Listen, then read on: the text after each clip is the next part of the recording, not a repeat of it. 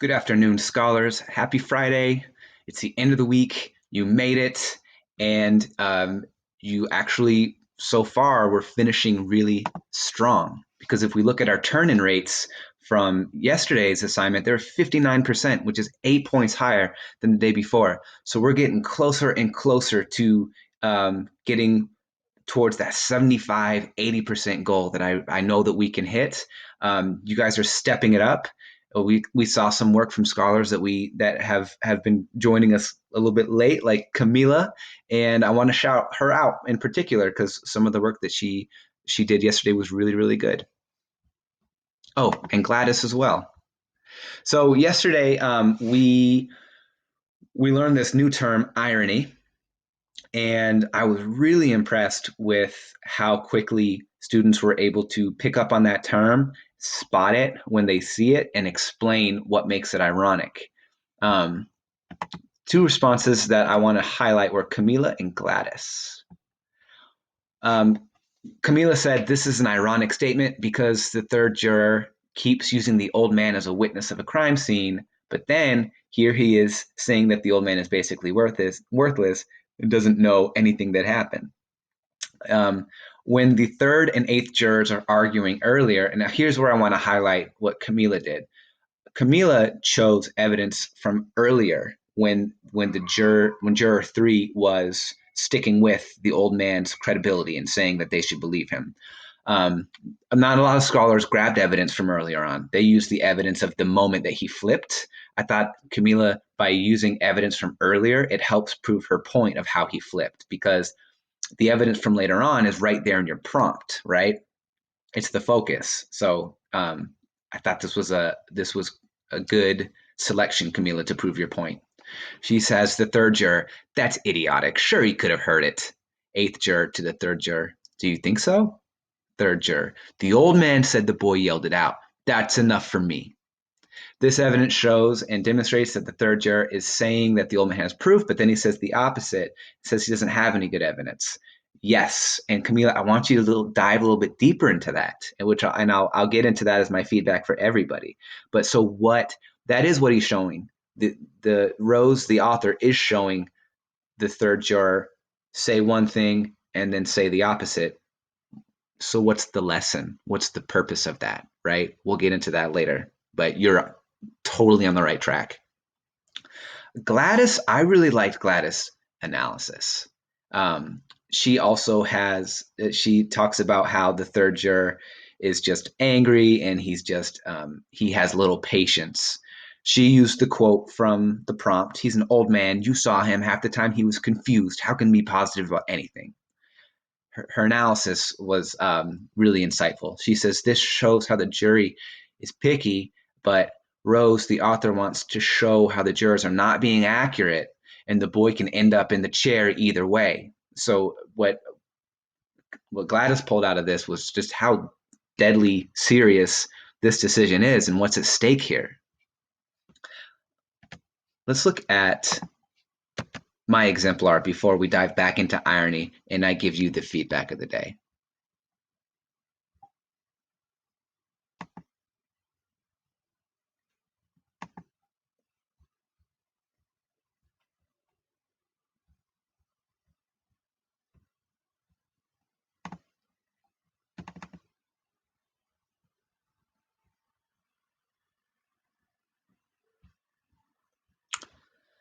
So my exemplar,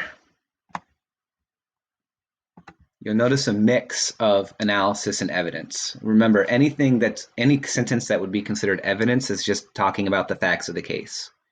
Anytime you're giving your take or your opinion, something that will have to be argued or proven, that's analysis. So you'll notice my paragraph is a mix of evidence and analysis. I said the third juror's statement at the end of this section shows his blind determination to find the boy guilty regardless of the facts. Rose shows this by using irony, and then I defined it when a character or event is the opposite of what the audience would expect. You'll notice I put that in as context, so that's why it's yellow and it's not red like the statement before it, because now I'm getting into context, right?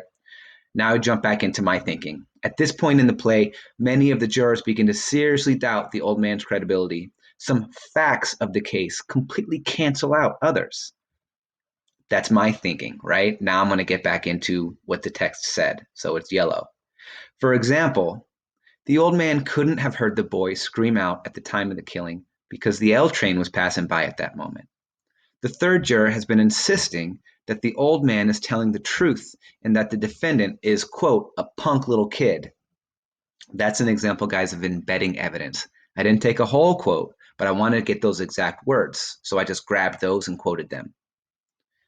Now's my thinking. He wants the rest of the jury to believe the old man's testimony because his testimony helps put the kid away. Now I'm getting back into facts.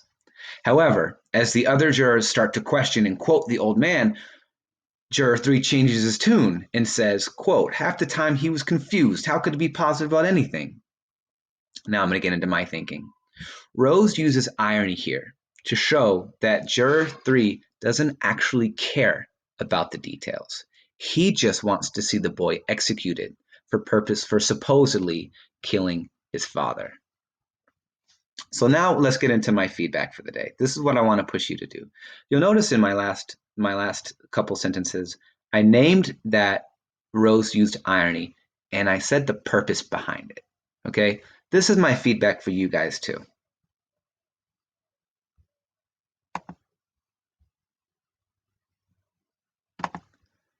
My feedback for today is name the move. Name what the author did. In this case, the author used irony, and then explain the purpose behind it.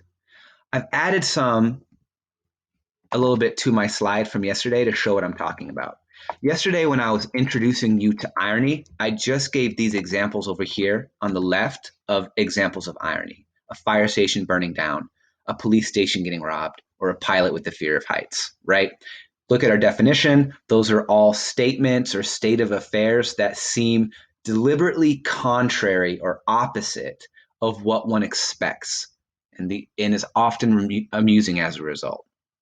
When you see irony, or when you see any other move, the author uses personification or a metaphor, or you always got to say what the purpose is. So I put some possible purposes that could go with those examples of irony. An author in a story could have a fire station burning down. Why? To show that disaster can strike anyone, right? Now I start to get into theme a little bit for purpose. A police station getting robbed. Why would an author include that in a story? Maybe to demonstrate what happens when we let our guard down. A story with a pilot that has a fear of heights could be to teach us that showing bravery doesn't mean one isn't scared. So when you see the move, name it, and then what's the deeper lesson or purpose behind it? So Camila, when you correctly noticed that the third juror was saying one thing and then saying the opposite, why is the author showing us that, right? I think the purpose was that I said in my exemplar, the purpose is to show how someone can be so determined that they're without even caring about the facts. Okay. So in today's prompt, we're going to finish Act 1. So we're halfway through the play. Today we complete Act 1 of 12 Angry Men. Don't worry, there's an Act 2. We'll continue closely reading the dialogues and actions. No, you're not coming on screen. My daughter's trying to come on screen and she's naked because she was just swimming outside in the pool. We'll continue closely reading the dialogue and actions of each character. We'll dive into the last line of Act 1 and you'll determine why Rose included it. So the last thing that Juror 3 says, he's going to yell something out. Why did Rose include that line? What is Rose trying to show us? So when you get to this line, name what it is. What is it an example of? And what's the purpose behind it? So name the move, used a metaphor, used irony, used personification, used hyperbole, whatever it is, name the move that you see, and then what's the purpose behind it? What are we supposed to pick up on? What are we supposed to learn? What are we supposed to think? Okay. I hope this was helpful. I hope this slide in particular was helpful. Um, if this was like a complete sentence, like a complete statement, looking at the fire station one, I would say, in so and so's book, the a fire station burns down. The authors use, in this case, the author is using irony to show that disaster can strike anybody. So irony would be the move that I named, and then I get to the purpose, right? You guys did a lot of this when you were reading and writing about Shackelford. You would say the author is using descriptive language to show the dangers that's facing. You guys do this all the time. All right. I just want to make sure to keep reinforcing these skills and building these writing muscles that you guys are developing and are demonstrating. All right.